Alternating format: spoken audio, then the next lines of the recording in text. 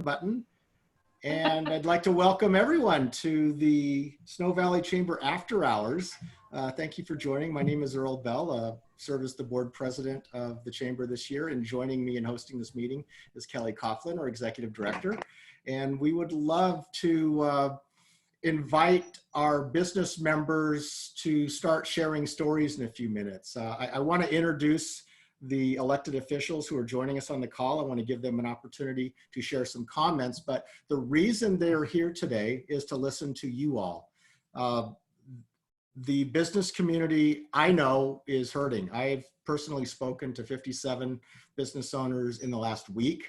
I hear the stories, and the stories make me want to cry, to be candid. And I know Kelly Coughlin has been talking to a lot of business owners, and there's financial struggle, emotional struggle, life struggle. The struggle is real. And I'm really appreciative of the fact that so many elected officials are showing up today to listen to the stories. And I'm hoping that you're all willing to share because this is a very important conversation that we're having today.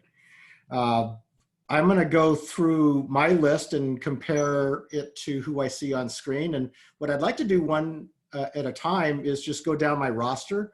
And if you want to just say hi, unmute yourself and say hi. If you want to share the latest and greatest in terms of what's happening in Olympia or your respective city, or if Kathy Lambert shows up, the county, would love to hear any news update.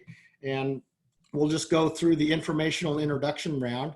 I'm looking at the center of my screen, and I see Representative Lisa Callan from the 5th District, who, among other committees, is the Vice Chair of the Capital Budget Committee. And Lisa, I'm going to go ahead and try to unmute you. It's not working very well. If you could unmute yourself, introduce yourself, and share any information that you would like to share with our members. Sure. Thank you. Thank you very much for doing the happy hour version. I've been attending some of the weekly meetings that you've been doing, and really appreciate the opportunity to hear firsthand what's happening in the Valley for all the businesses that are out there. And I think your networking group and your collaborative support of each other is standing out amongst all of the conversations that I'm having.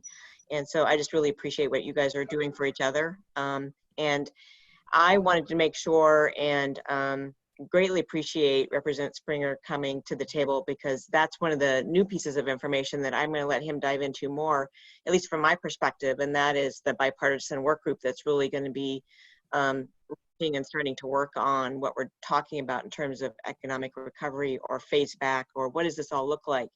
And so it was really important to me that the people that were going to be in the room having those conversations heard your voices directly.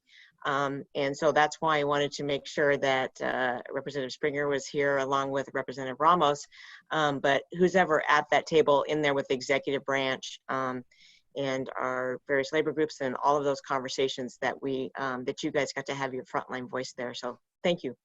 Thank you, Lisa. And Representative Ramos, I'm trying to unmute you and it's not working so well. If you could unmute in the lower left-hand corner. So Bill Ramos is our other representative.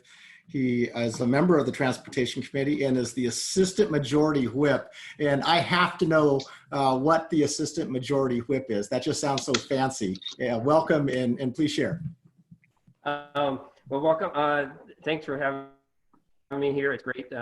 I am looking forward to hearing real stories of what's going on, because from the business side, I know we're trying to get funding out from the federal side and some other things, and seeing what's working, what's not, and where we can assist.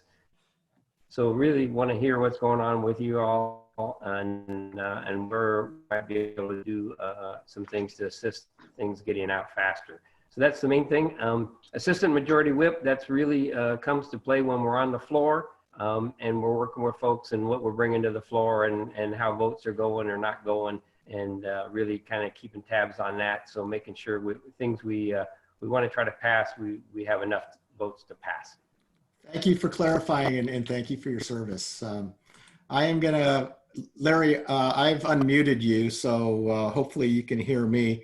Larry Springer, I don't know the district. It was the 45th Legislative District, lives in Kirkland with a good friend of mine, Penny Sweet, who is the mayor of Kirkland. So we are just replete with elected officials today.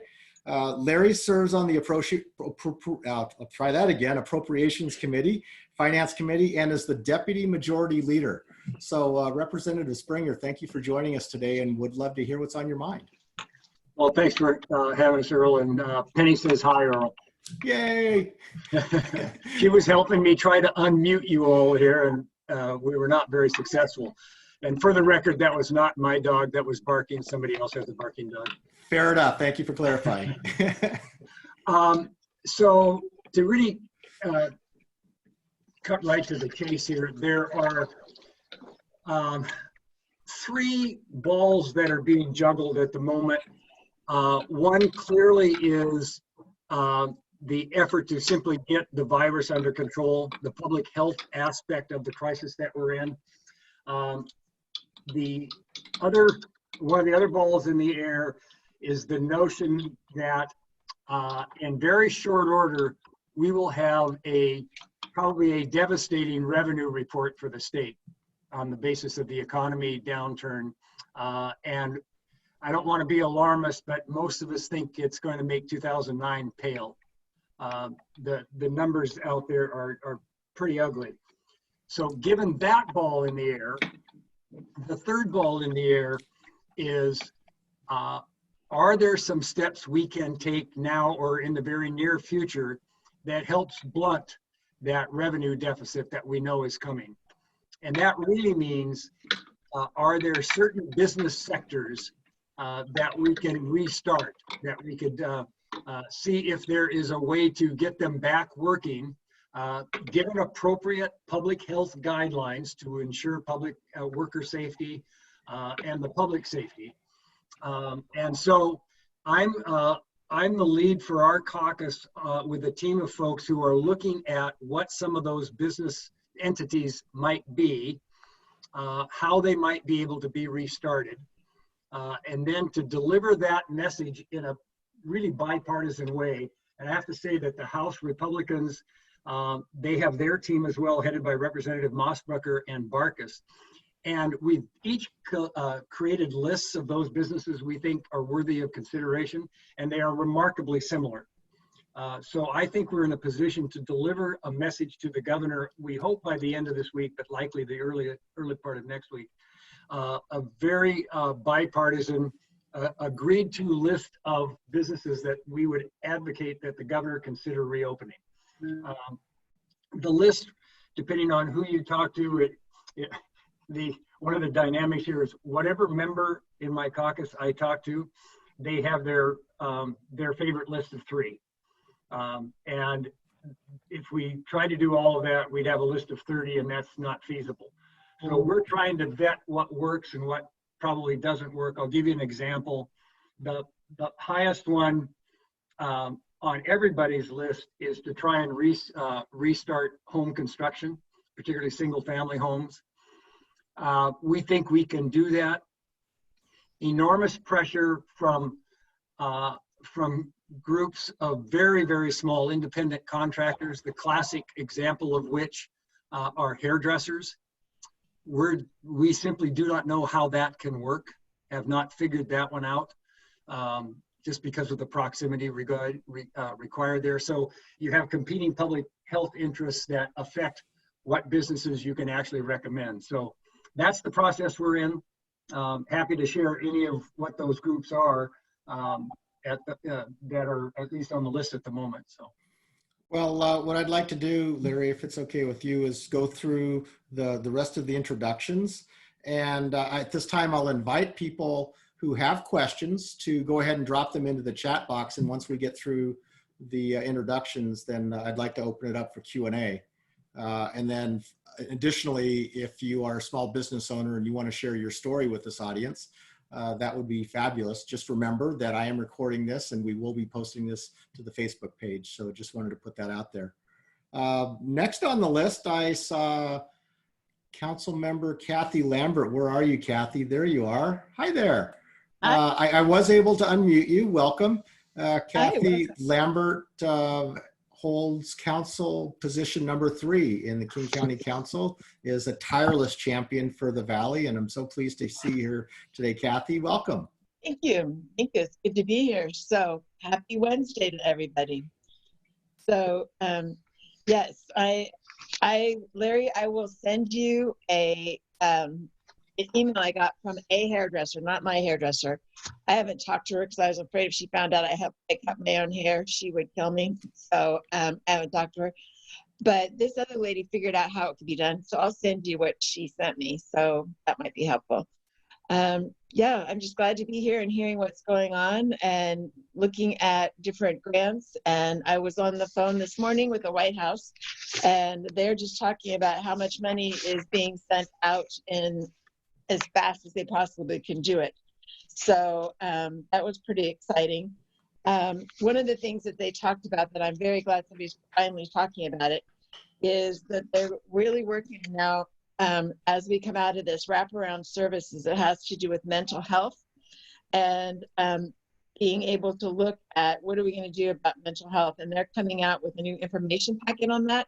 So as soon as I get that, I'll get it to Kelly because they said that about 58 million people, I think that was the number, have mental health problems. Yes, 58 million people have mental health disorders normally. And they also have an 800 hotline, which I'll put here. And that 800 hotline is called Text Talk With Us. And it's 24/7, 7 days a week for people who feel like they need help. So I'll put that here. We also have it at the county level.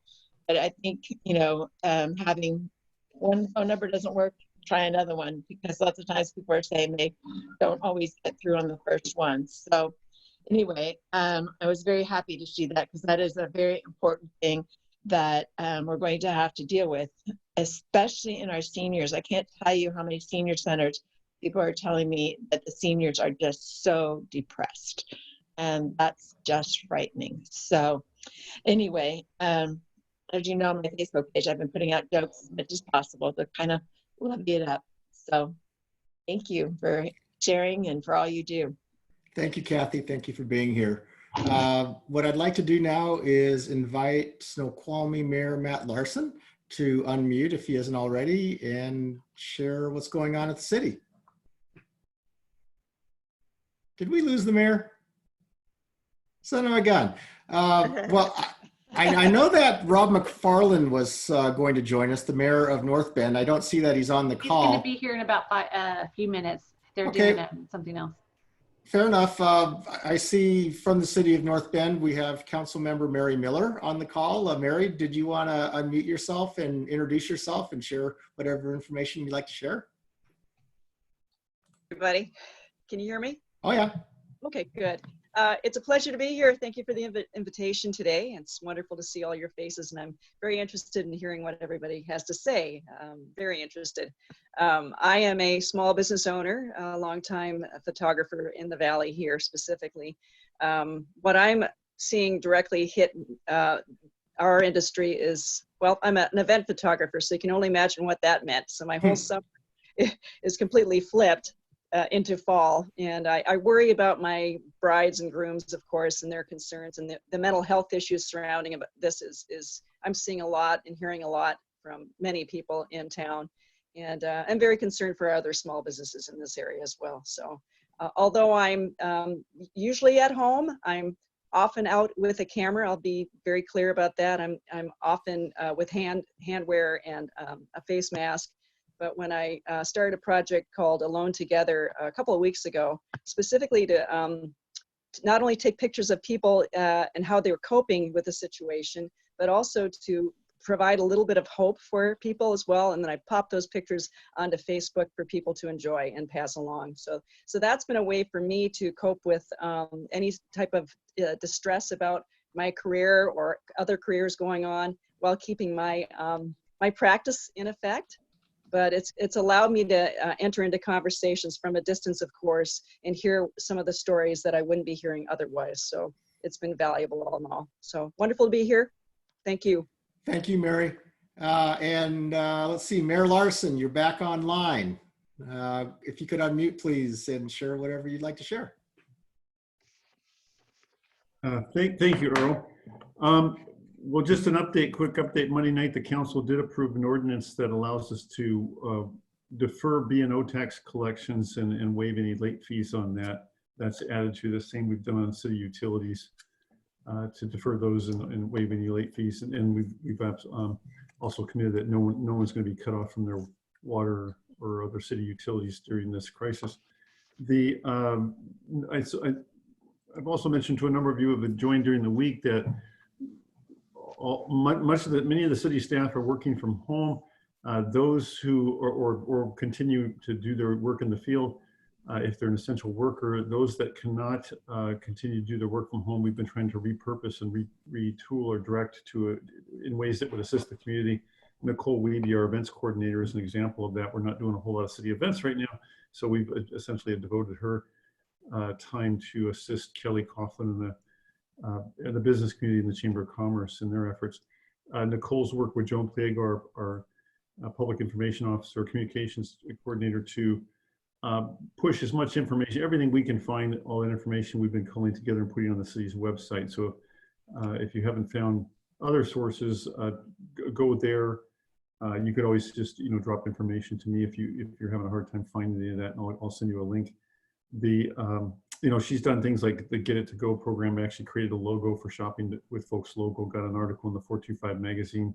I thought there was a great article that came out today by several young men that started what they call the 1200 pledge. Any ideas like these, we're grabbing them and pushing them out there. The 1200 pledge is all the $1,200 stimulus checks are going to start landing in mailboxes, and I imagine there's quite a few people who were not financially impacted or lost their incomes who are still getting those checks. And so the idea is pledge to taking your $1,200 and provide, you're giving that to local businesses, or basically giving business to local businesses during this time to help all those local communities. And I was also pleased, another piece of information that came out today is PSE is added to their efforts, and they're also providing a program to waive some of the monthly fees for utilities or gas and electric for those that have been hit, and if they can provide that information to PSC, and they'll waive that. So again, we'll continue to try and play a role to mitigate those impacts as much as possible. I am pleased, just on a note, I spoke to, I don't know if David's joined us from the hockey arena that's being built. Dave Blanchard is here. He's right above you on my Brady Bunch screen. On my screen, yeah. Yeah. So good to welcome Dave here. But, so there's kind of the good, bad, and ugly out there. Some businesses are deeply impacted. I was telling Dave, and I'd love to hear more from, we'll get back to Larry and some of our state representatives in a moment here, but I think there is some encouraging efforts in particularly that construction arena, residential or otherwise, again, to use this time that's now available to do a more surgical definition and direction on some of these sectors that we can perhaps get people back to work. But others surprised me. I went over and spoke to the manager at the Safeway today. I'm not surprised that Safeway's doing well, but I thought they were always struggling for workers, or would still be. And it should have been obvious, but they said, actually, this is the first time since they've been open, they've been able to fully fill all their needed positions, because there's been so many people out of work that have been going over to Safeway and places like that. So it's kind of a good story on both sides. One is Safeway's doing full, if not better than normal business, and has also been able to scoop up and employ a lot of folks otherwise that have lost their jobs to keep incomes going for them. And there's another commercial project going on over in the business park. They talked to them today, and they were to a point really where they could get some materials moved in and weren't affected as badly as I thought. So I've been trying to make some of those phone calls like you have, Earl, but so it's, yeah, a lot of heartbreaking stories out there, but I was also pleasantly surprised to see some have been quite nimble and adapting to, or have not been as impacted as severely as I thought they might have been.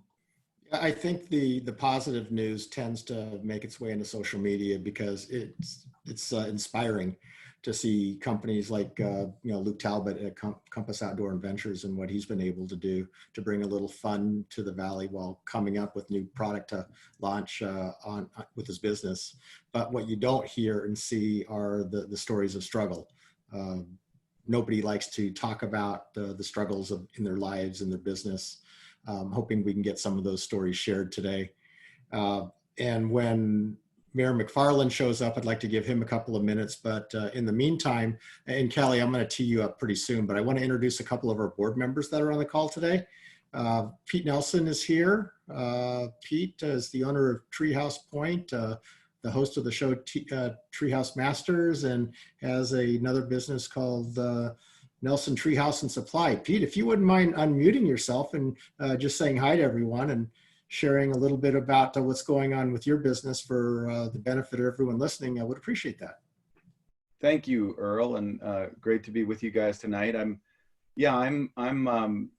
struggling to understand exactly what's going on. I mean, it's been such a rough thing. Hospitality, which is a big part of our business here in the Valley. Treehouse Point has 6 rooms, and we closed down about almost 5 weeks ago already, 100%. And now with the PPP loans, we were grateful to receive some of that money just on Monday.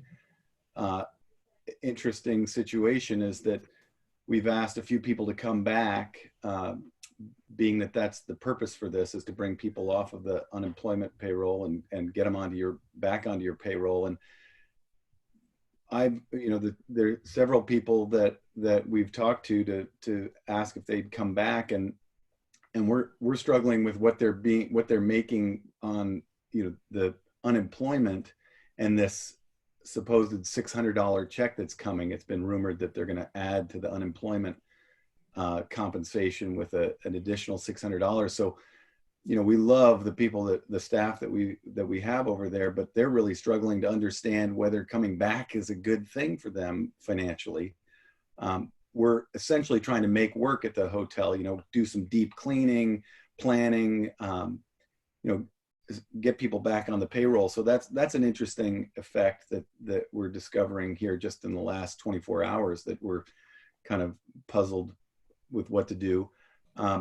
The building company has been closed down as well. Now that's been more like 3 weeks. We've got projects around the country, and we've determined that we would just put everybody on furlough and wait for this to blow over. So interestingly, in the Valley here, actually at Treehouse Point, we received our building permits from King County for the 7th and final treehouse at Treehouse Point, which was quite an effort. And I have to thank Kathy Lambert for her efforts in keeping everybody focused on making that happen. It was a long, arduous road, but it's been successful. So now we have our permit. It literally arrived last week. Now we're faced with the issue of social distancing. And so I've got a group here in my own little quarantine. That's my 2 sons and my son-in-law that actually work with us carpenters and myself. But we've asked, we're not quite sure how to proceed with bringing somebody else in and whether they want to come in. And they're also facing the same issue of, well, my unemployment, that $600 check is going to make it hard for me to want to come back until these people know that they've got full-time work. I think that's going to be an issue that we see quite a bit as we start to gear back up. Also, I'm concerned about bringing somebody in, an example here with small construction company, single family house or tree house in our case, bringing back in people that are going to be, brushing by you because you can't help it. Is that the wise thing to do right now? And from what I can tell, I don't want to do that myself. And I feel like we have to be extremely careful, as I know everybody knows, but this virus is the real deal. And I could be a carrier. Some of my guys that are carpenters could be carriers. And, just today we were out at the job site and staying, the proper distance apart from each other. And we're just in a little bit of a quandary, because the idea, I'll just let you know that Nelson Treehouse also received money just yesterday in the PPP program. So I want to bring people back, but in the nature of this, construction, there's a lot of moving past one another and hard, these decisions are really hard personal decisions for people too. So, that's it. The mail order business, part of our business, is sending hardware off to people, including some of the swag, as we call it, from the show. But, that's been doing very, very well. And, our online sales are up 50% from a year ago. So really encouraging stuff there. And my daughter, Emily, is doing well. And has one employee packing that sort of stuff, and he's been more busy than he's been in a long time. So grateful for that, but definitely finding some resistance with bringing people back. My own concerns as well as those of the employees to really mix it up again, and how do you do that responsibly? So thanks for the opportunity. No, thank you, Pete. And you really hit on a point that a lot of residential construction and remodeling companies are struggling with. For the benefit of the electeds, I host a weekly Zoom call for usually about 30 to 35 business owners in the home remodeling business. And the big challenge they see, just because you can turn on the light switch and get companies back to work, they have subcontractors that they have to reschedule. They have teams that have been away for a while. And the idea that you'll be able to turn on a switch and have commerce go back to the way that it was 3, 4 weeks ago, 5 weeks ago is just impossible. And they're really working through the mechanics of how you get the flywheel moving and how do you get the organizations and the residential construction calendars aligned like a finely tuned Swiss watch. It's something that they're struggling with. And then of course the issue with pipeline. So hey, the Earl, struggle is real, Pete. Hey, Earl, it's Kelly Burdette. Can I chime in for a second to the collective wisdom of the group? Because I've been getting calls from, and I mean, I know the law, which we're at will state. So people are getting fired because they're afraid to go back. They've got an elderly mother living at home. And, you don't really ever need to give a reason to tell somebody you're terminated under the law in Washington, right, representatives? And so I'm wondering, in my opinion, for the calls that I've been fielding, it's to their benefit because they're able to apply for unemployment. But I mean, in this small business community, how rampant is that? And, representatives, do you see this as something that's going to spur a bunch of unnecessary lawsuits? So while the representatives are thinking about that, and thank you, Kelly, for chiming in, that's a real issue. What I'd like to do is— Earl, can I also do a really quick chime in, especially since we have some of the representatives on the phone? Yeah. Where I had walked or where I had been walking was down Snoqualmie Valley Trail that I walk to, I don't drive to. And so here is the road closure sign at Rattlesnake with all of the people who have parked where there are no parking signs. There we go. That's it. I just had to get that bit out. I know they've seen it a bit, but it's starting to get pretty frustrating that there are always cars down here. It's clear they're not supposed to be here. And yeah, that's it. Yeah, thank you for that, Tamara. With people showing up at Rattlesnake Ridge, Rattlesnake Lake, it's almost like the movie Groundhog's Day with Bill Murray. Different day, same story. And it is kind of disconcerting and frustrating. So thank you, Tamara, for sharing. Jonas Means, I just wanted to give you an opportunity to weigh in. Jonas serves on our board, has, I think, served as long as I have and is the current board secretary. Jonas, if you want to introduce yourself and share any stories that you think this audience would like to hear, I'd love to hear what's on your mind. Oh, hey, everybody. I'm actually out at the beach. But no, I'm out in Westport because there's 11 cases of COVID in Grays Harbor County. So I figured I would stay out here for a little bit. But yeah, that's interesting. This is a fluid situation. In fact, the SBA just announced at 4 o'clock today some new rule changes for sole proprietorships. So some of the bankers are I feel sorry for anybody that's in the banking right now because I know it's really tough. You're playing with moving rules, and so my job as a wealth manager is to help other small businesses keep up with this stuff, and it's a lot of work, and you got to stay on top of it and appreciate. I know that the legislation from local, state, and federal is just overrun with moving targets. So I really appreciate it. And Earl, thanks for doing these calls. I think that there's great value in this. Yeah, thank you, Jonas. I think one of the things that we're learning collectively as a chamber, just to share with the audience, is there's value in convening community. And for years, we've been doing it with live events. And what we're discovering is that virtually, while it's not exactly the same, it's a convenient opportunity to connect, especially during a time where I think building community is more important than ever. So thank you, Jonas.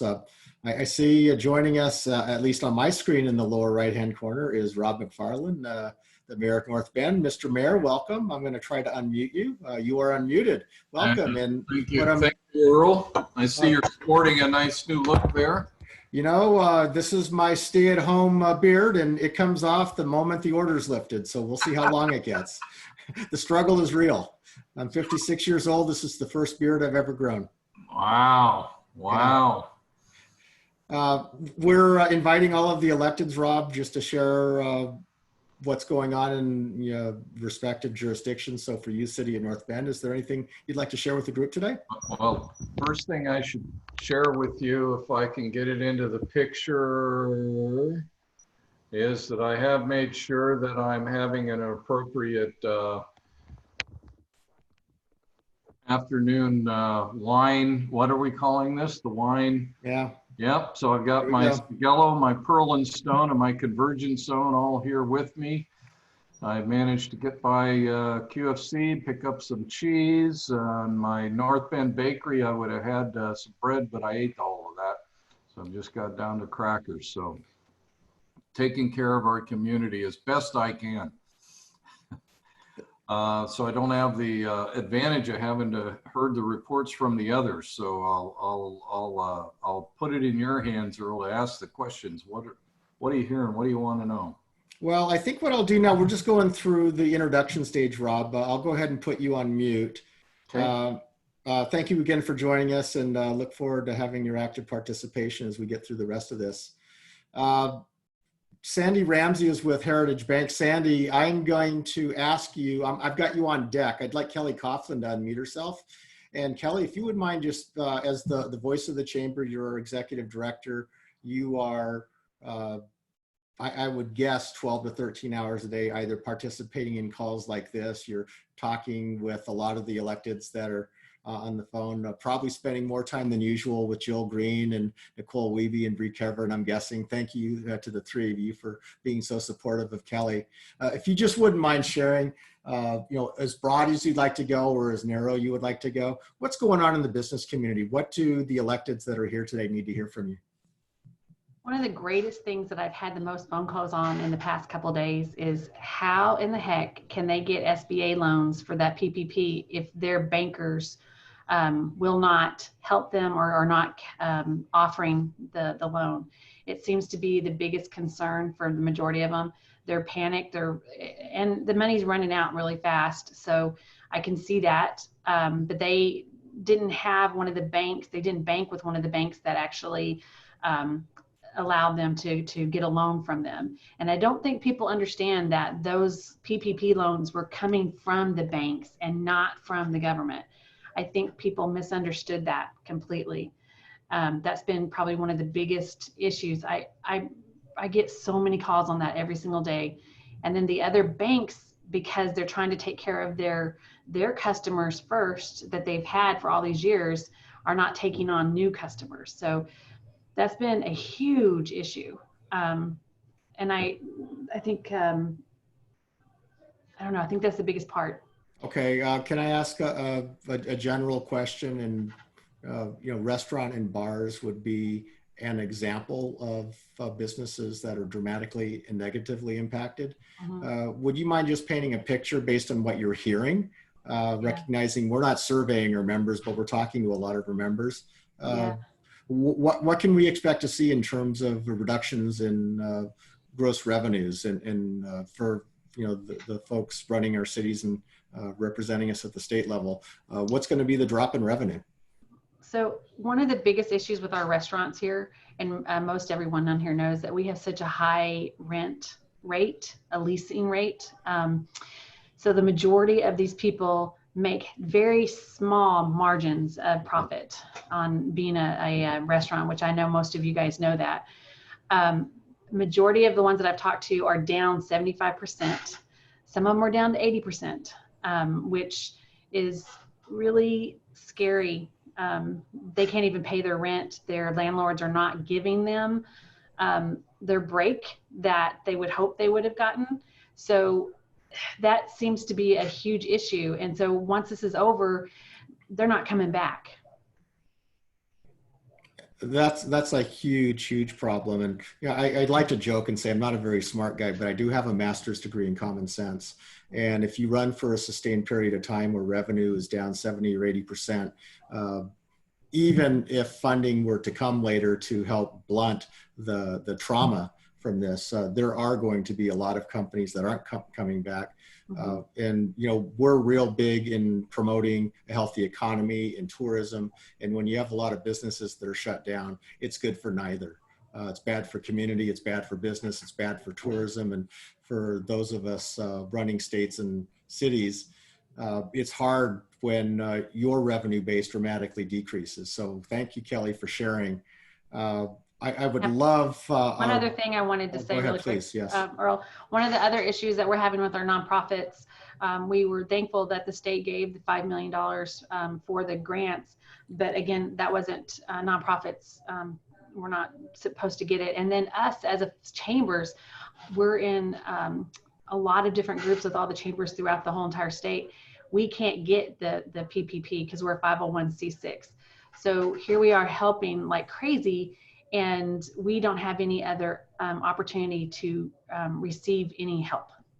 Right. And that was a pretty sad surprise when our board discovered that the chamber, when we're trying to be a champion for small businesses, we can't get any help. Our members are struggling to pay dues. Our big fundraising event for May 2nd was shut down. Because we can't gather in large numbers. So we're having to go to a scaled down online version. The struggle is real, and it's nice to be able to do meetings like this, but in full transparency, we're suffering just like everyone else. And when we say we understand. I mean, we 100% get it. Let's see.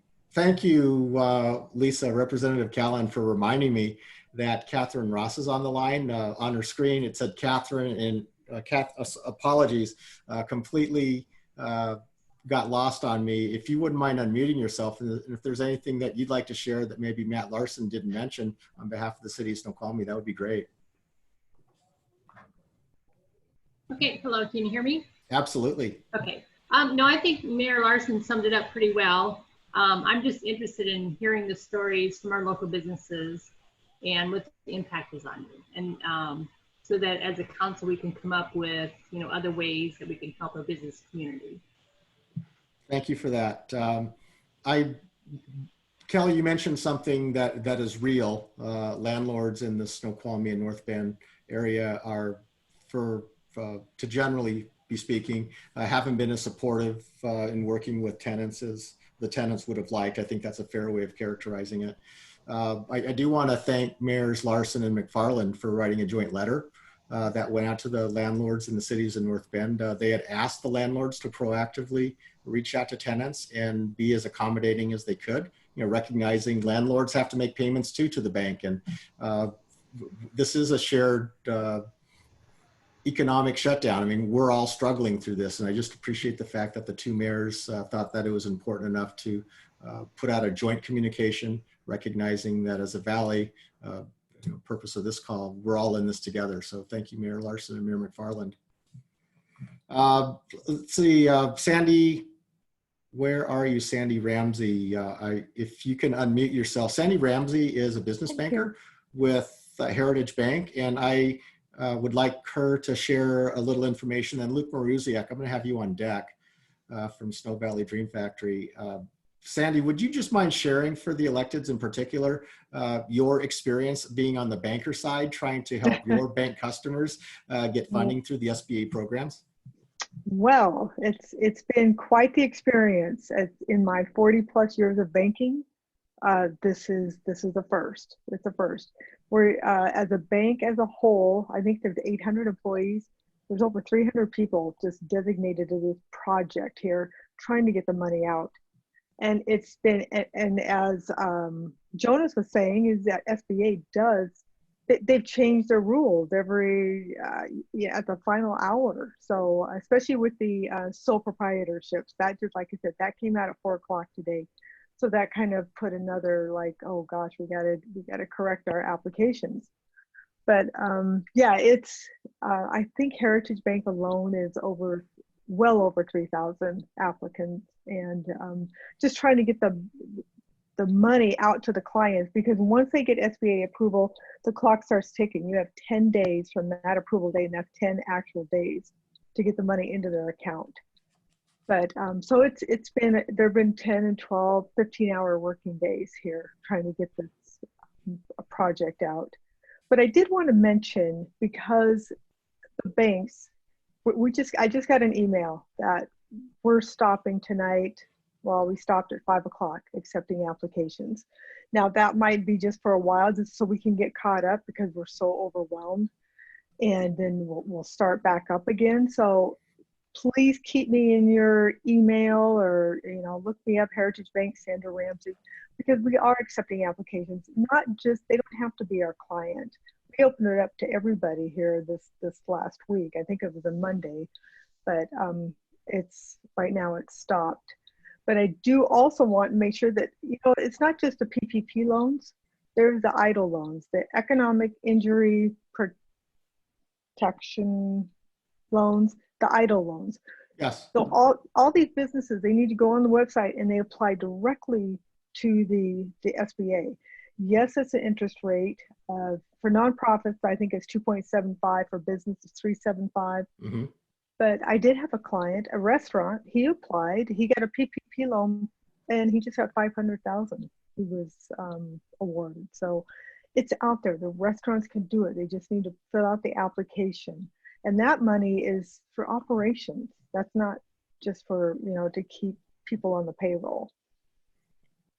Thank you, Sandy, for sharing. One more thing, just briefly, in addition to the PPP program and the economic injury disaster loan, if you looked at the CARES Act, the paper that the Senate Committee on Small Business and Entrepreneurship put out, there's a third program. It's called the Small Business Debt Relief Program. Yes. Kind of a bolt-on to the traditional 7A financing, traditional small business loan. What's really nice about that, the way that I was reading the language in the paper, for companies that need to increase liquidity, need to maybe refinance high interest rate credit card debt with a longer term, lower interest rate. Fantastic program. And the kicker benefit, as I was reading through the language, is that the principal, interest, and fees are paid for by the SBA for the first 6 months. And that term debt is typically about 7 years, plus or minus a little. So that's a fabulous program. Yeah, and right now, I don't know if you have clients, if other people know of anybody that does have SBA loan, if they haven't been made aware of it, all SBA loans are 6 months, no payments right now. And I think they're not tacking on at the back, they're just waiving it for 6 months. Thank you for that, Sandy. All right. Appreciate you being on the call today. Luke Maruziak, if you wouldn't mind unmuting, please. And we were chatting a little bit before the meeting got started, and you shared a story that I thought everyone here ought to hear. So if you wouldn't mind repeating, that'd be great. No, absolutely. I mean, so everybody knows we at SnoValley Green Flag, we take ideas, turn them into products, and right now that's food. So one of my inventors is a restaurant owner out of Seattle, and I got to live through her experience of letting everybody go. And there was a Seattle thing that said, hey, there's $5 million to keep these guys open. She applied for that, and she got rejected. And there was another one local in her area she applied for, she got rejected. And I said, why are you getting rejected? And she says, by the time I get the application in, it's out of money. And she heard about the state grant for small employees, and she heard about it a day after the fact, so she couldn't even apply for it because it was already closed. So I have to say I was encouraged to hear that at least a few folks have gotten money through PPP or others, because she's utterly relying on that right now. And I was thinking, if somebody like that who early on is trying to apply for all these things and not getting money, that it's a pretty desperate situation. And when I hear about, Representative Springer and others talk about all the industries, I think the ones that really we could lose and never get back, as Kelly mentioned, are the restaurants. And yeah, it was it was surprising to hear how much she applied for and how she hasn't seen a penny yet. So I'm hoping that breaks loose with the SBA or whatnot, because I know she applied for a couple of those as well. And there definitely is a fear that she's got that that these programs are going to run out of money before she gets her place in line. And that anxiety that everybody talks about is really going to be huge for people like that. Yeah, I couldn't agree more, Luke, and thank you for sharing your story. I see two comment questions in the chat box that I'd like to bring into the conversation now.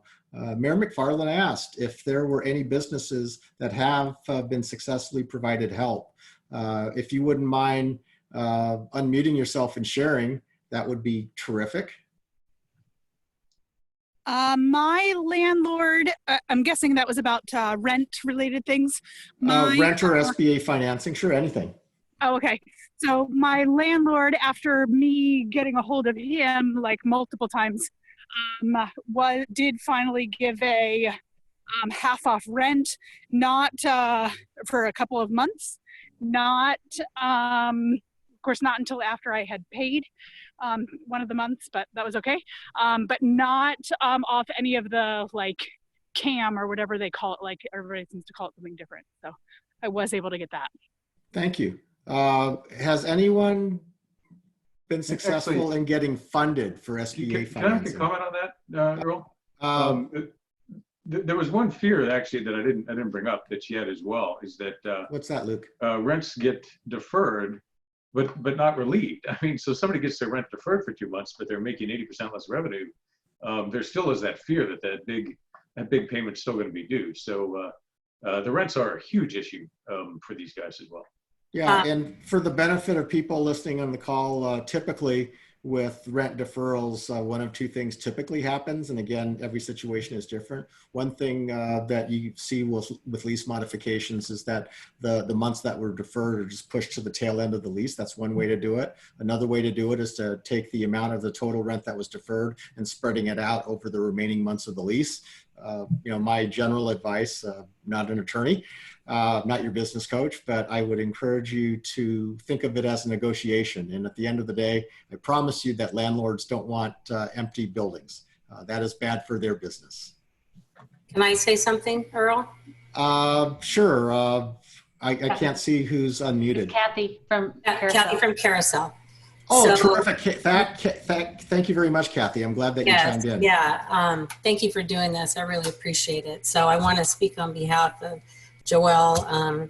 She's on another front line right now. She's the owner of Carousel. We've been in business, for 30 years, and she is now taking a second job at QFC.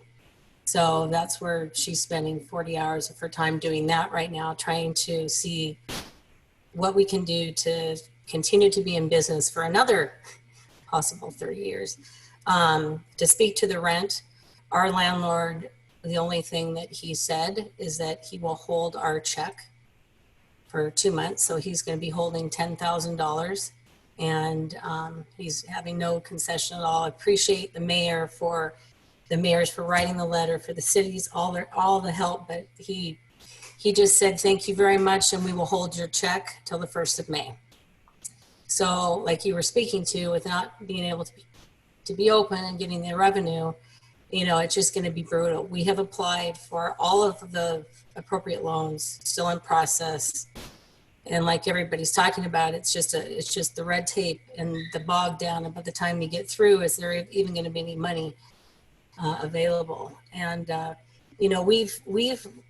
we've been in business long enough that we have rode a lot of storms, and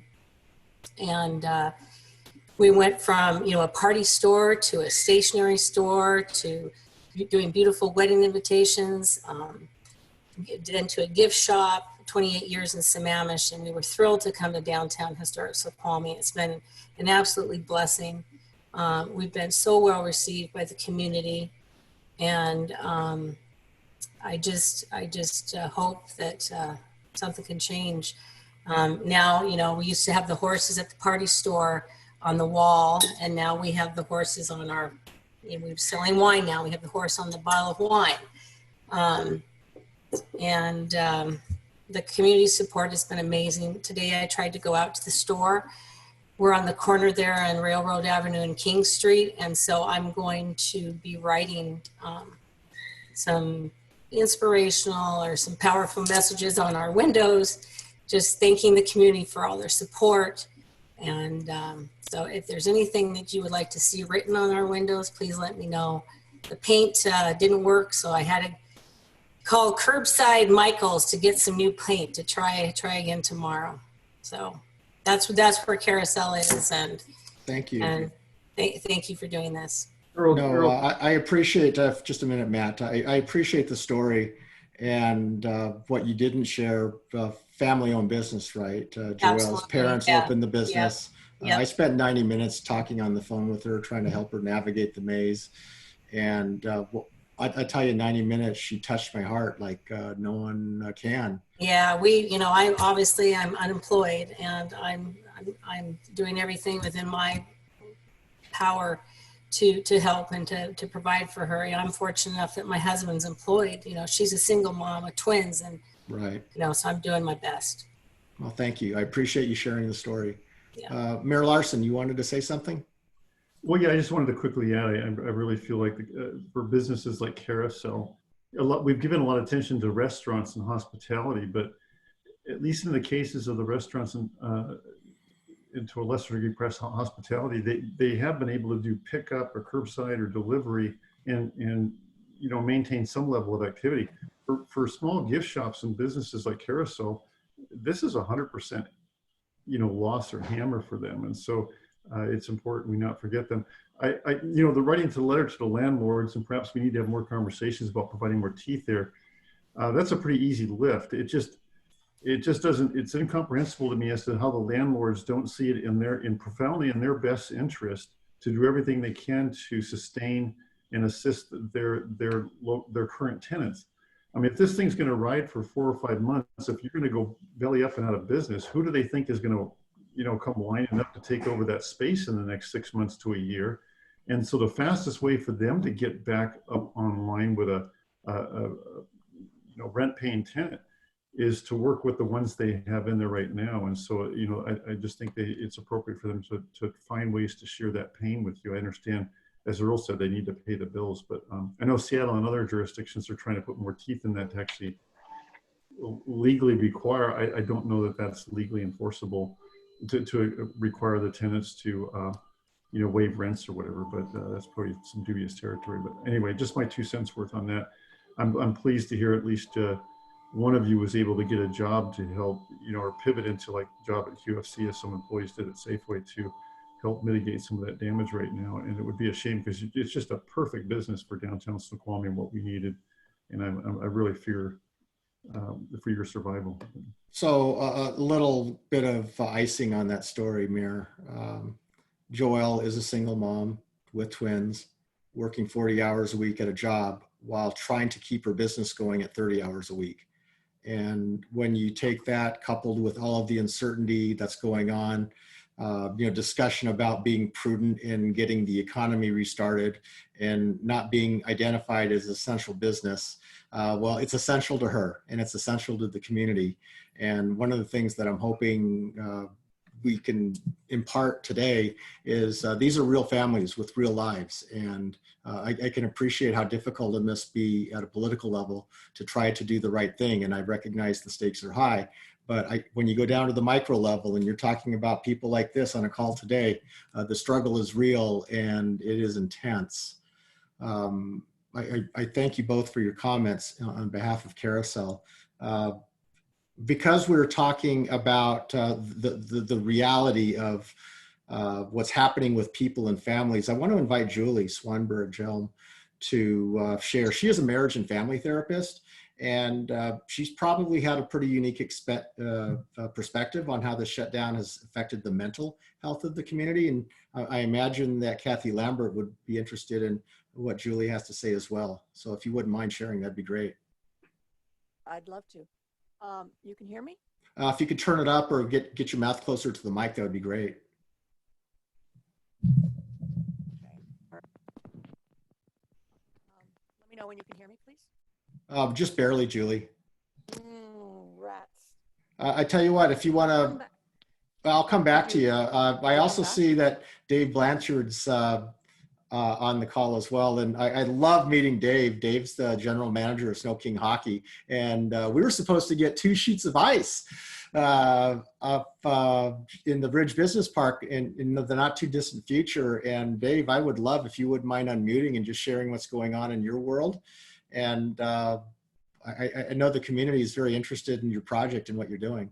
Yeah, well, thanks for doing this. And boy, it is just heartrending to hear everybody's situations and stories. And certainly a thanks go out to the representatives and state officials and stuff. I can't imagine what you guys are going through too. From Snow King's standpoint, we kind of got triple whammied. One, our operations got shut down mid-March. 2, our construction project got shut down. And 3, and very importantly, we're right in the heart of a capital campaign to pay for the arena. So we're facing a few challenges. We're a little bit larger than, you know, a small business, I guess you'd say from that standpoint, but still a small business. And so we're trying to figure out, you know, it's the uncertainty that's killing us. We have an open air building with 1 wall open, and for some reason we're shut down, and I'm not sure why, because guys can wear masks and there's air flowing through the building. And certainly we could be doing site work where the guys aren't even near each other. So when I, you know, it's just difficult. It's not as difficult as people working 70 hours a week and having kids, but it's, we're, you know, the rink is at risk. We're draining funds because we're not getting any revenue. I'm not sure when people are coming back or when they're going to open up recreation facilities. And that's really where we generate our revenue. And so in capital campaign with the market down as much as it is, I'm not sure we're going to be able to get a lot of people to give very soon, right? But we have, you know, we have faith, and we're looking forward to figuring out how to make it all work. And it just, I just would say a couple things to the state folks. Right here, you know, I heard you mention home building, and I can tell you the first thing that popped in my mind is why them instead of us? Why not commercial building? I was president of a home building company. I know what they face, but commercial guys are facing the same thing. So I'm not sure why home builders. The thing you have to watch, I guess, is for every action, there's a ton of reactions, right? And as soon as you open up one place, everybody's going to say, why not us? And I'm sure you have good reasons in your thought process, but that's, I think, going to be the initial reaction. As soon as you open up one, well, I want to know why my building's not open, because we're going to go under. So I guess you have to consider all of that. And then really, last thing is, I'm a really simple person and I don't have a clue here on what's going on. But to me, it seems like every resource available should be going to testing. And if you can just test everybody within a week, then the people that are sick stay home and the people that aren't get to go back. And it's just daunting to me, I know, to try to figure out where all the tests would come from. But that just seems like the solution. Rather than picking industries and, you know, handing out a bunch of money, it seems like all the resources should go to getting tests and test people. And if you're sick, you stay home. And if you're not, out you go. But that's just my 2 cents. Like I say, I'm a simple guy, but thank you for letting me air that. You know, the rink is at risk and Snow King's at risk. We serve 700 kids right now. And chances are, you know, we have to find a way to be able to bounce back. And I don't know how many of those kids are coming back to skate, you know, given the circumstances. So that's just where we're at.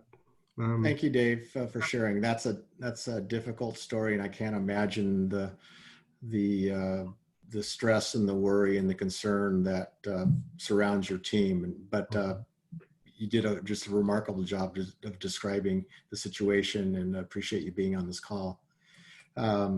There's a question from Mayor Larson, and specific to the 3 representatives that we have on the call. Would love to hear from either or all of you.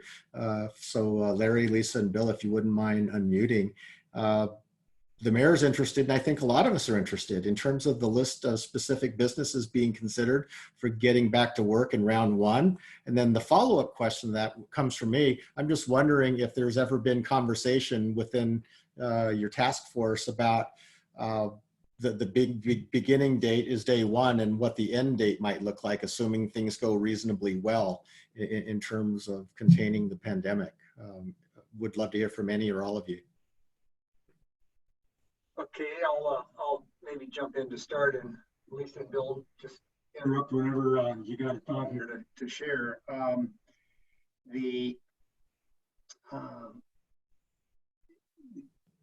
We have recognized that 2 things have to happen simultaneously, and that's difficult to do. One is continue the aggressive public health mediation to try and get control of the virus.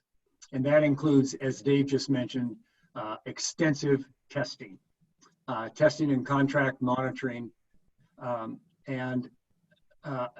Yeah, I'm not the public health expert, so I don't know the degree to which, or the timeline when the state of Washington will be able to have sufficient testing available to feel comfortable sending people back to work. That's sort of a public health lane, and I'm not in it. But at the same time, we need to be taking the advice of our public health experts, who should be able to tell us if certain guidelines and protocols are followed, then certain elements of the business community or the economy ought to be able to function again. For example, what Dave just mentioned about a commercial construction, if you can set up a very clear, concise guidelines that tells his crew, you can have X number of people on the site. They must come in, I'm making this up as I go along here, they have to come in separate vehicles. They can't use the same tools or ladders. All those things that sort of help prevent the spread, even for people who don't even know whether they're sick or not, then that might be a possibility. So to get to Matt's question quickly here, and then Lisa and Bill, please chime in. The list of businesses that we've talked about fairly, there's a fair amount of agreement between the Republicans and the Democrats. We want to look at residential construction, auto sales, and RV sales. It is entirely possible to do those online with minimal contact between people.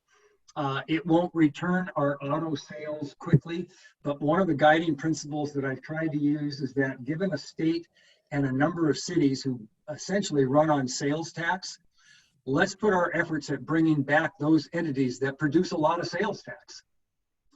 And few do any better than auto sales and construction. So that's at the state level, that's one of the areas that we're concentrating on. Landscaping is one that comes up often. It's entirely, you're working outside. It's usually a 1 or a 2 person crew doing residential landscaping, probably a way we can deal with that. We ran into an odd one the other day that mobile home deliveries are okay. So if you've ordered a mobile home and it's about to come to your spot, that's allowed, but the hookups are not. It makes no sense at all. So we're looking at trying to fix that issue. And then the one that really resonated with me listening to all the stories there is a small retail business myself in downtown Kirkland for 35 years. I feel your pain. And we're looking at, is there a way that small retailers, not only in a metropolitan area like the Puget Sound Basin, but in many of the rural spots of Washington, which in my mind, in this case, would include a place like Snoqualmie and North Bend, you have retailers that provide basic services that I can get here in Kirkland because I can go to Fred Meyer. And Fred Meyer is open because they sell milk and cheese and eggs. But I can also buy shirts, shoes, garden hoses, and get my keys made. That's not necessarily true in Dayton or perhaps Snoqualmie. And so we're trying to look at the degree to which you'll all, Lisa and Bill, that's Dominique Myers. You can imagine why she's calling. So we're trying to look at what protocols we can put in place for those more rural and somewhat isolated areas that depend on their small storefront retailers to provide basic services that they should be able to use. You can do things like online and phone ordering and curbside pickup and delivery and all of those things that should help. So those are the things that we're looking at right at the moment. I will say one last thing for Matt's benefit and Mayor McFarland's benefit. The revenue that you have through the taxing authorities that you've been given over the years for various things, public health, this applies to the county as well, Kathy. We are looking at the possibility of removing the non-supplant language in that new taxing authority for a period of time. I don't know if it's 3 months, 6 months, or whatever. So that you can use the existing authority you have to backfill what you're losing. You'll have to replace it at some point. You have to go back to that when things turn around. So anyway, I'll let it go with that. I'm sorry I took too long there. No, I appreciate your comments. Thank you, Larry. And for Bill and Lisa, if there's anything you'd like to add, we'd love to hear from you.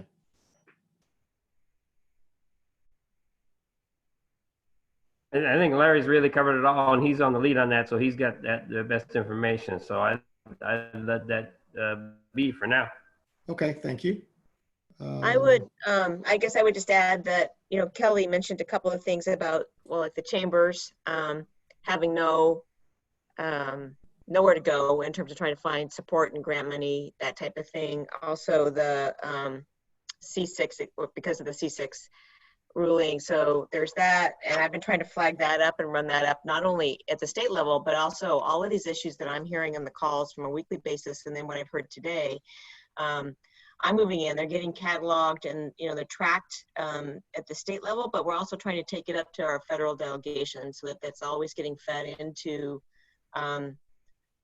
our congressional representatives and senators to make sure that they understand. So it's my understanding from a federal level that they're working on a package that will try to increase the existing buckets that they're supporting right now from the CARES Act, to try to provide more like SBA loan funding, for example.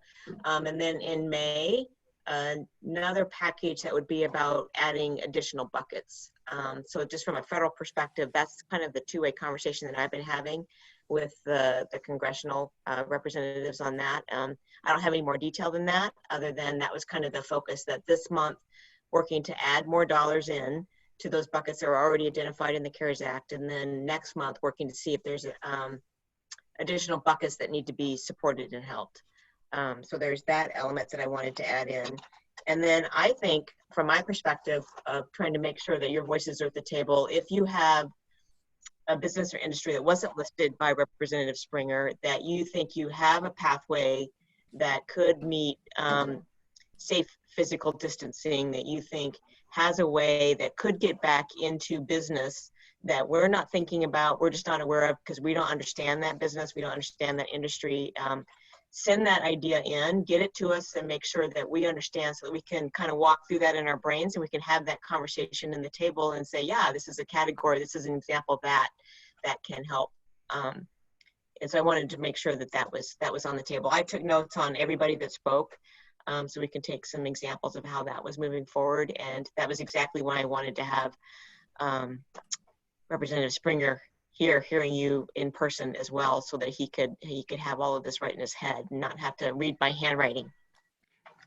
So Earl, Can I raise my hand?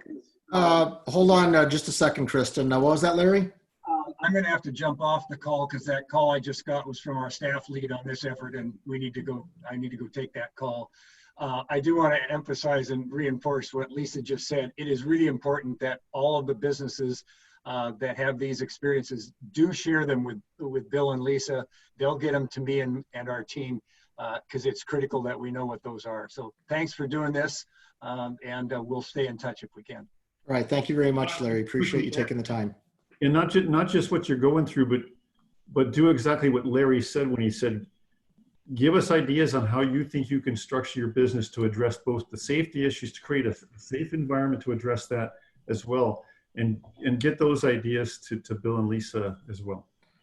And Bill and Lisa, if you wouldn't mind putting your email information, so if a member wanted to personally share their ideas with you, they'd be able to do so.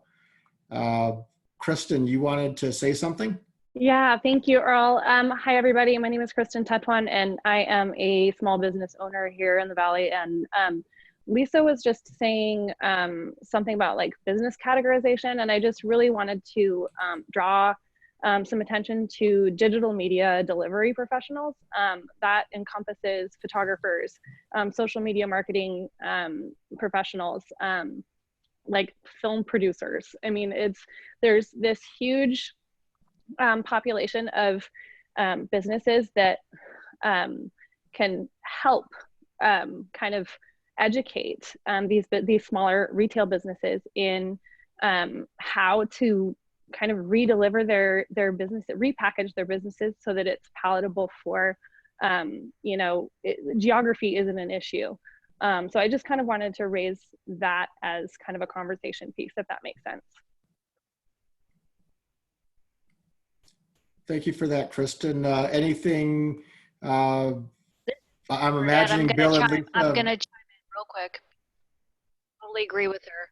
I'm going to throw it. Can't hear you. Can't hear you, Kelly. Sorry. Well, hear me now? Barely, yeah. Try to speak close to the mic if you could, please.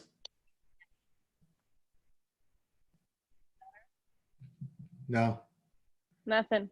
Can you futz around with the controls and we'll come back to you? What I'd like to do, Kathy Suro from Mountside Gymnastics wanted to share her story. I'm trying to find her comment in the chat box. She wanted to speak as to the impact that the shutdown has had on her business, but also share a little bit about the loan processing that they've been working on. Kathy, if you wouldn't mind unmuting and sharing, that would be great. So I own Mountside Gymnastics Academy. We've been closed since March 16th with no end in sight. We are in a similar situation to Dave, where we work directly with kids. We're a recreational facility, so we're really like at the very bottom of the list of people that are going to go back because we have direct contact with kids.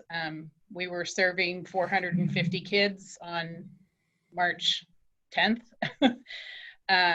So we've been very blessed by having some really amazing families who have supported us through April by paying their tuition because they weren't impacted by job loss. But we can't ask them to do that again in May. So we did apply for the PPP. We bank with Umpqua, and I talked to Rob last week. They have approved it, but we haven't been funded. My staff is all on hold. I have a lot of young staff, so they're not impacted, you know, in terms of trying to feed their families and that kind of thing. But a lot of them are going to college, which is also a tenuous situation for them right now. And my concern with the PPP, I also applied for the economic injury, the EIDL loan. And it was confirmed that they got our application, but I haven't heard a word from the SBA. My concern is, depending on how long this goes on, I now have all this funding and all these loans, and then, you know, 3 or 4 months down the road, we don't have the same, you know, social distancing is going to be a thing. I can't put 400 kids in my facility. So I don't know how we bring the revenue back to pay back those loans.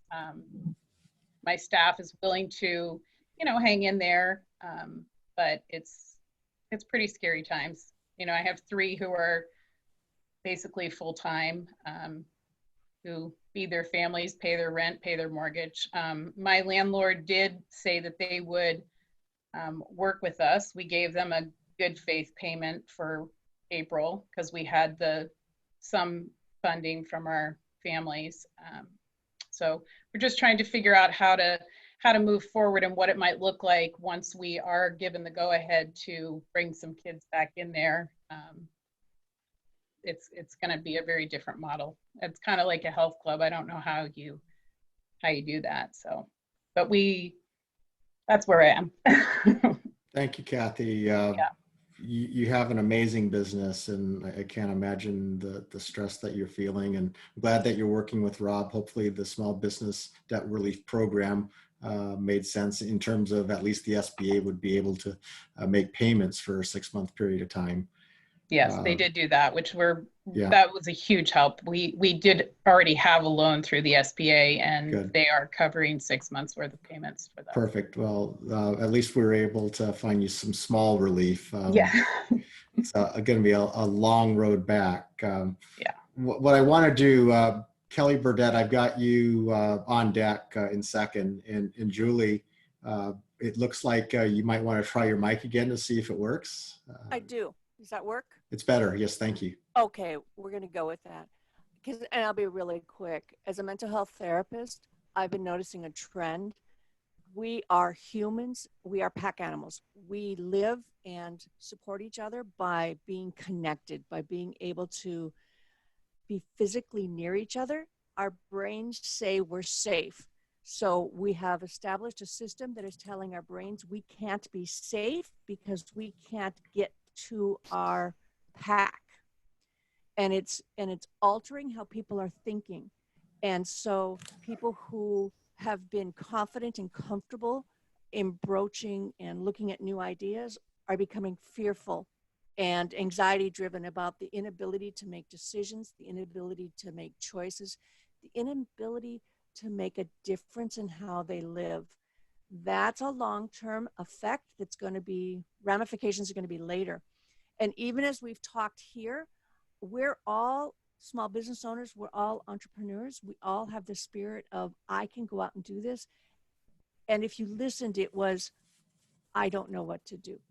It is so against the nature of so many people here that this is a long-term concern that I get. We've got to be safe. I understand, but I'm not even going to go into the depression levels, the suicidality that's showing up, the anxiety levels, the difficulty in families that were there before. If you think about it, the one person would leave and the family could relax. That person comes back and the family gets tense again. That person's not leaving anymore. So the stress between parents, the stress between the parents and children, the stress between children is becoming volatile. And I have a great concern that if we don't make other choices, that the underlying structure that has been in our society for years is going to come out, and we're going to be seeing it in really bad ways. So as a mental health therapist, figure this out, guys. Let's get people back into their packs so that they can figure out, so their brains can say, hey, I can do this. I can survive. Because right now it's just not working. Thank you so much, Earl. And no, Julie, thank you for bringing a voice and a perspective that hadn't yet been heard in this conversation. Yes, we are the Chamber of Commerce. Yes, we're business owners, but we're all human beings. And the way that we connect, the way that we maintain relationship, the way that we find a sense of belonging, that's all been disrupted. And if anyone thinks that doesn't negatively impact the state of a person's mental health, they're fooling themselves. So I appreciate you calling that out. Let's see. How about Kelly Burdett? Why don't we see if your mic's working better? And then Mary Miller, I saw your hand raised go up. I've got you on deck to go next. Can you hear me? Yeah, better. Thank you, Kelly. Okay. So I would like to introduce Scott. Are you still here on the line? Who, me? Yeah, you. Yeah. So Scott is a neighbor of mine and a fellow Keep It Local. And we are, for those of that don't know, we're a small business organization here in the Valley, and we meet every Wednesdays at 8. And Scott, I want to throw the torch to you and give a perspective, maybe a summation of what our collective group has been speaking about. You being, all weather, and where's Brad and all of our other people, but going back to small businesses. I mean, give a perspective to the group on how, my business moves differently than the local businesses here, but you're local. So maybe if you could share something to the group and our representatives on what you guys are all facing, I think that would be very useful. Yeah, and Scott, if before you jump in, if you wouldn't mind just kind of sharing, I certainly know about Keep It Local. A lot of people on the call know about Keep It Local, but I'm guessing our legislative team does not know about Keep It Local. So if you just wouldn't mind sharing a little bit about the group, the number of businesses, and then, as Kelly suggested, a gestalt of the group and what you're all experiencing together, that would be fabulous. So my name's Scott Leibowitz. I'm the owner of All Weather Heating, Air Conditioning, and Refrigeration. I could definitely say I'm looking at the faces of several happy clients. I'm in a coalition. We're called the Keep It Local Snoqualmie Valley. 28 businesses were spread across the Snoqualmie Valley. We're all different, non-competing businesses. We meet every single Wednesday morning, 8 o'clock at the fire station in Snoqualmie. And since the pandemic, obviously we can't meet in person, so we're meeting in the exact same digital realm we're in right now. One of the great things that has come out of this group in this situation is, yes, we're hearing an awful lot of difficulties and hardships that several of us are facing. But at the same time, we're a think tank who thinks as a community cumulatively, and we share our experiences, our successes, our failures, examples. We had someone on who was able to get a hold of the N95 mask and did a shout out, did anybody need any? And was able to procure for those who needed, etc. Several of the businesses are definitely struggling. Some of the businesses are not as struggling. In my case, I'll talk about my business for a moment. Of course, I'm struggling. I've taken the spirit of the governor's stay-at-home order to heart. We do not do any preemptive services, no maintenance, no fireplaces. We don't work on equipment that's working. At this point, we're only working on non-functioning equipment. So we're only working for families that have no heat and no hot water and nothing else. So I've had to lay off a good portion of my team who's on unemployment, and very few of them are going to be impacted by the $600 a month extra payment. So that is a struggle I'm going to be faced with, because I have 2 people that it's going to be positively affected. Everyone else already makes very good pay, so won't be as affected by that struggle. But each and every one of us together cumulatively talks about the substantial struggles of, I can't work, my business is shut down, to others, I'm working limitedly within the appropriate safety of my team's capabilities. And then of course, we've got the occasional 1 or 2 that who want to be above the rules and bend them to their favor. And we as a group kind of pick on them for putting them in their place. But yeah, we as a cumulative meet every Wednesday to talk about, as a think tank, how we can improve the Snoqualmie Valley. Today, one of our topics, because today was our Wednesday meeting, was we pay dues. And our discussion today was what two nonprofit organizations are we going to be sending $250 each, whether it's the food bank or other backpack programs, etc. So we pay dues, but our dues don't go to any direct costs. The direct cost is giving back to our community. You know, me personally, one thing I'll just throw out there that I'm doing that we're in a really tough, depressing time, to say the least. I'm taking it upon myself to pay it forward in my own way. There's actually a few people on this who's received a gift pack from me yesterday. I'm sending gifts of food through supporting another business friend of mine. And so it's amazing how happy you can make people by sending them wine, sending them food, and giving them happy thoughts to fall back on. So now is the time that we in our local community, we're coming together to emotionally support each other, physically support each other, and try our best to do what we do best and be good members of a community. Scott, I so appreciate you shared what you did. Thank you for that. I love the pay it forward idea. In full disclosure, I was one of the recipients of a gift box from Scott yesterday. My wife and daughter came excitedly running up the stairs saying, oh my gosh, look at this, a box of fresh bagels and a couple of jars of cream cheese. And it absolutely made their day. It absolutely made my day. And the fact that you were being thoughtful in paying forward a smile was fabulous. And I'm definitely going to figure out a way to do that myself. So let's keep the chain going on that. Hey, Earl, I'm going to piggyback on that because Rotary has started just this week. We're doing Restaurant Week. Mm-hmm. Talk about that, please.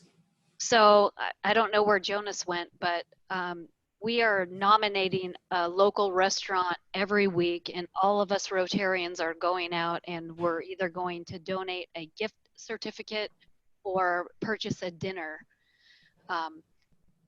to one particular local restaurant. So this week is Copperstone. So if anybody wants to go to Copperstone and get some spaghetti and meatballs or whatnot, that's our new campaign, and that's from the brilliant idea of Scott Greenberg from Convergent Zones. So we'll love it. So I'm going to have to jump off here, folks. Thank you very much. Bill, thank you for staying as long as you did. I can't believe we're 90 minutes into this and I haven't even cracked open the wine yet. Wonderful meeting. Appreciate you taking the time and hearing what you heard. And thank you for all that you do in Olympia. Super. And you got our emails there. So anything you can think of, definitely just drop us a note on anything, particularly ways that we can help get things moving. That's an important piece. I appreciate you. Thank you. Take care. Scott's always with you. All right.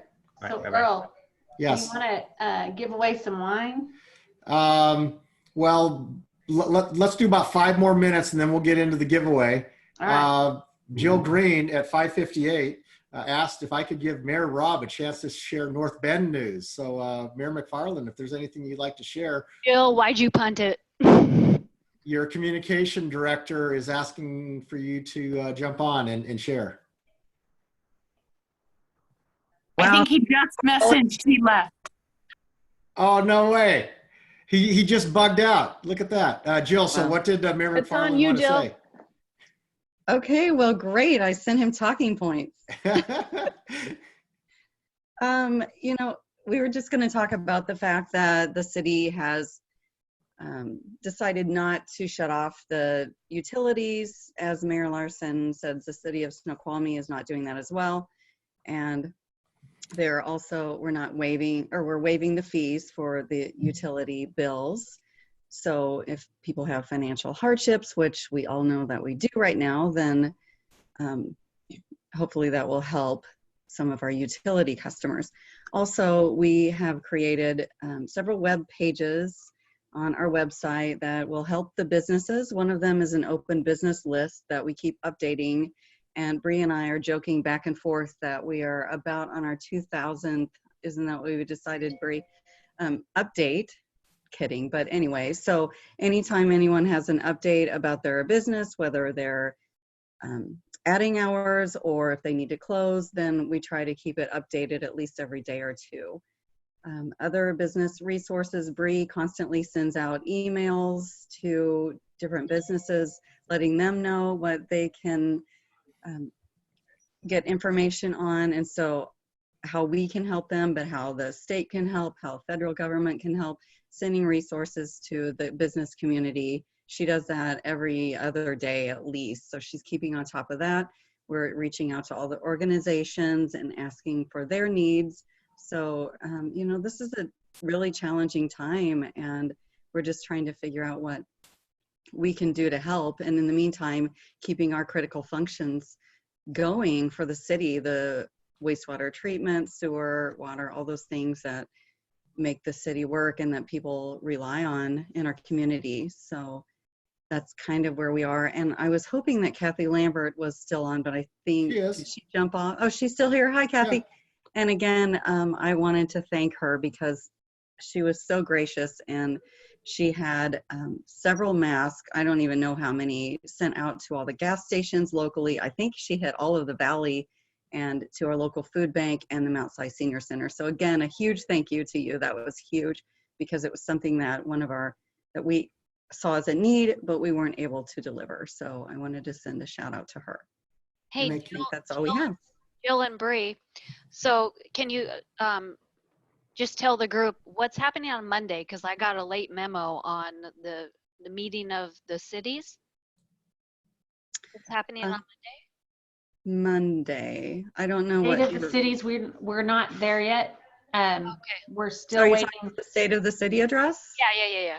Okay, so that hasn't been determined. It looks like it may be April 29th, but I'm sure Kelly will be promoting that. Yes, it may be in May. So we're just waiting for some numbers. I think the impacts of COVID on the cities. Okay. Yeah. So Alicia Mesa just texted me, and I'm like, I have no idea what you're talking about. Yeah, you will get lots of information. Yeah, about we'll send it out very shortly. We'll let the masterminds behind the scenes figure that out, and then it'll be distributed on a need to know basis, and they'll let us know when we need to know. So thank you all for all that you do. So for the electeds that are still on the call, I just want to bring the business part of this call to a close. First, I want to thank you for being here.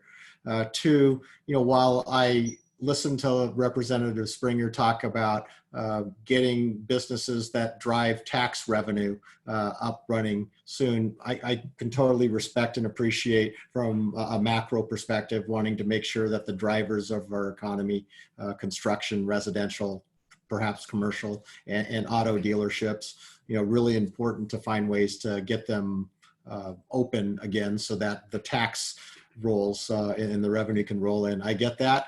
But you're here in Snow Valley, and in the Snow Valley, well, just to put it out there, we've got 260 members and growing, hopefully, and 85% of our members have 10 employees or less.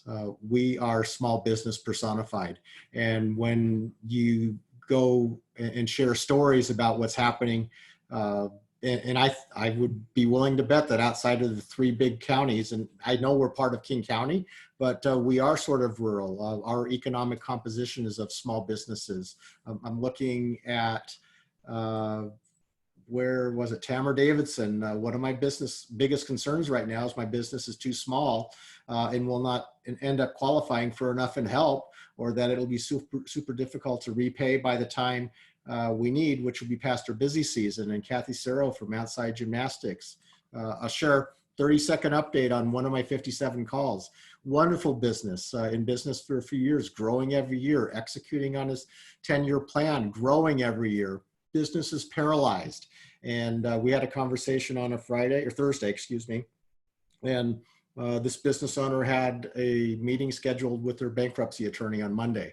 And that's what can happen in a few weeks. And this is a successful small business owner, growing with employees, cut off at the knees. And I'm telling you, it's not right. It just is not right to have people's businesses, their dreams. I'm looking at Kathy and Carousel.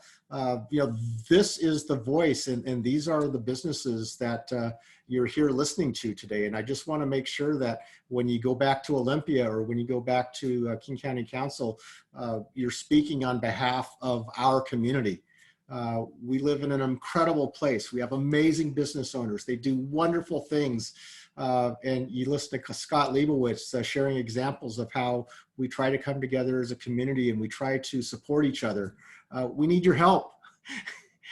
We need your help. And I know that large companies like Microsoft or Amazon, Starbucks, Boeing, they have your ear. I get that. They have lobbyists.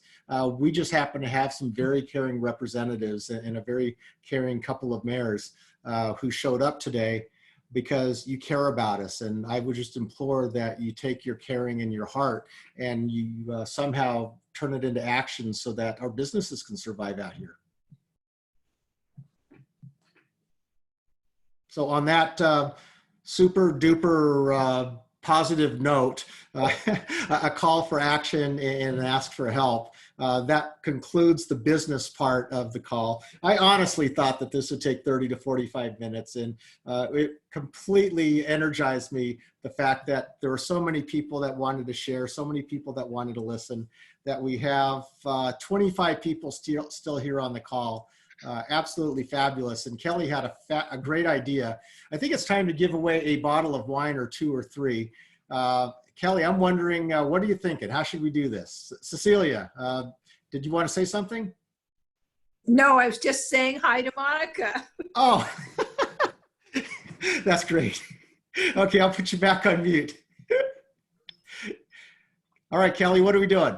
You said you can randomly pick 2. I'm going to do 2 bottles this time. All right, so we can do this a number of ways. How about for the first bottle? We've got, let's see, we've got 23 people on the call. I'm going to ask you, Kelly, to give me a number between 1 and 23. And then I know how I'm going to count on my screen. Whatever the number is, I'm going to match that up to the square, and they're going to be the winner of the first bottle. Okay, this is Chateau Noel. It is their Chardonnay 2018, and I would say number 11. Number 11 is Kathy Lambert. Can you accept a bottle of wine? Is that even possible? You know what? I would love to, but I would like to donate it to somebody else. And I was thinking that maybe the lady, the carousel, might want to have a bottle of wine. Lovely. So, Kathy, are you okay? You sound hoarse. I've been talking for 15 hours nonstop. Okay. I get it. Asking, though. Yeah. So Kelly, if you wouldn't mind saving that for Team Carousel, that would be great. Yes, I will take it. Drop it off. Okay. Okay, next one. Next one. It's Chateau Noel again, and it is their Pinot Noir. Okay. Give me another number. Let's say 26. No, that doesn't work. We only have 23 on the call. Sorry, they dropped again. Let's say, let me think of another number, 7. 7, that would be Jill Green. Yay! Way to go, Jill! And then I wanted to say just a quick thank you to Chateau Noel. We have a video, but we're going to share it another way because I think we've gone so long. We don't want to have anybody else wait longer. And then I also want to tell everybody that's on here, we are having our auction, and we're doing it online. We are amazed at what all the things that we've received to do this auction. It's May 1st, and we're still looking for auction items, and creative auction items that doesn't cost you any money would be awesome. But it really is to support us, and we would be very happy. Thank you. And I just realized that I'm still doing the recording, so I'm going to stop the recording now.